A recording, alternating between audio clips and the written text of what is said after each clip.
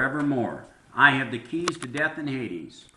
Write therefore the things which you have seen, and the things which are, and the things which shall take place after these things. As for the mystery of the 7 stars which you saw in my right hand, and the 7 golden lampstands, the 7 stars are angels, and the 7 and the 7 churches, and the 7 lampstands are the 7 churches. Angels of the 7 churches, and the 7 lampstands are the 7 churches. So there we have some very interesting things there. It says that when John saw him, Jesus, this image with like the bronze feet that were like bronze, that were molten bronze, and the robe that went down, and all, and the sword, and the sword coming out of the mouth.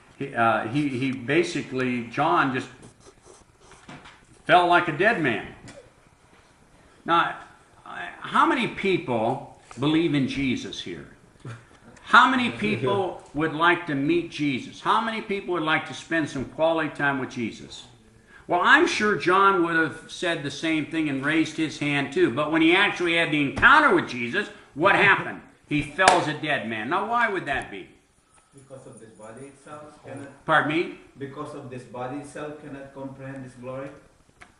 I mean, once you encounter that, I'm sure you're going to be like the dead man too. Because this body is not designed for... Yeah, but we're not sure that, for sure, you weren't at the Bible study earlier, we're not sure that John is in a bodily form at this time.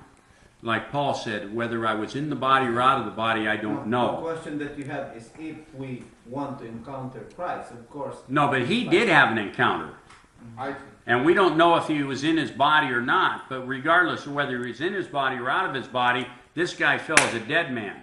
Well, scared. I think it's because not only John, but any person who gets face to face with Jesus is because the awe is so great that we will do the same thing. It'd be greater and more overwhelming to us than anybody would be able to just deal with. But didn't John at one point, is this the same John that kind of like wrapped his arms and sat with Jesus, and wasn't that, you know, he called full glory. Didn't he? Oh, this is a different. See, now Jesus is portraying, and I wouldn't use the word full glory, but I would use a great glory. He's presenting himself in a supreme glorified state. I wouldn't say full at all, but because he's still limited. He's still limiting himself, even in this situation.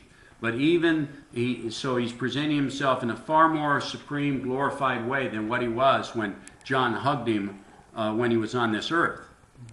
Yeah, it's like how they reacted at the Transfiguration. They were in awe of that. And this is even much greater than that. Yeah. So it's too much for John to deal with. It happened to Paul. So if Jesus was on earth and John was hugging him here, and now John is seeing him in heaven here, and he falls as a dead man, what I want you guys to understand is there's a great deal beyond even this that man can't even step into the presence of. So this is limited here even. God's glory is an unapproachable light that no man can enter into. It's impossible. So God is constantly has to limit himself to deal with the finite. And this is a limited, this even John is seen as limited. But even as limited it is, he falls as a dead man. Just even with that much of us, of God.